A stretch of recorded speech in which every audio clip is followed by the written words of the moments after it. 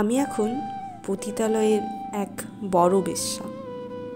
নিজেকে হাজারবার প্রমাণ করতে গিয়েও যখন পারিনি, তখনই আমি এই পরিচয় বহন করতে গিয়েও পারতেছিলাম না। ঠিক ওই সময় কিছু নর পশু আমাকে শিখিয়ে দিয়েছে নারীর জীবনটা ঠিক কী।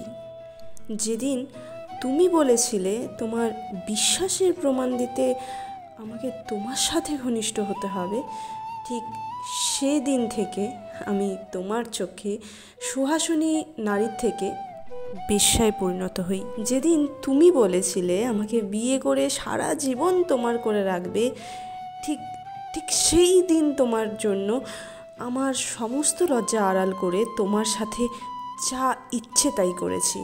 যেদিন তুমি বলেছিলে তুমি আমাকে ছাড়া বাঁচবে না, ঠিক সেই দিন তোমার জন্য নিজের বাবা মাকে অপমান করতেও দ্বিধাবোধ হয়নি।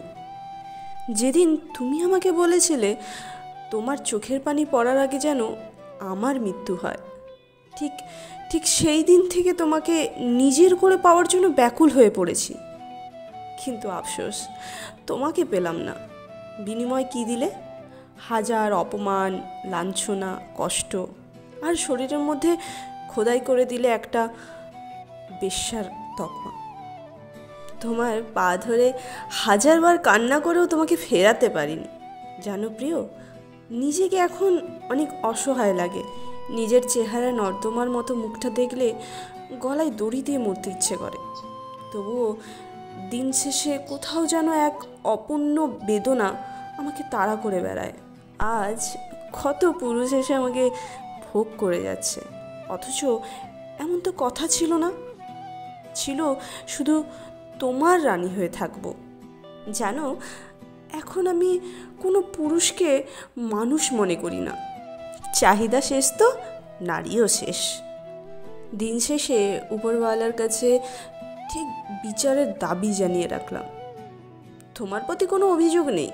তুমি হয়তো আমার থেকে যা চেয়েছিলে তাই পেয়েছো, আর আমি তোমাকে চেয়েছিলাম আর পেয়েছি বাজারের বেশ্যা উপাধি।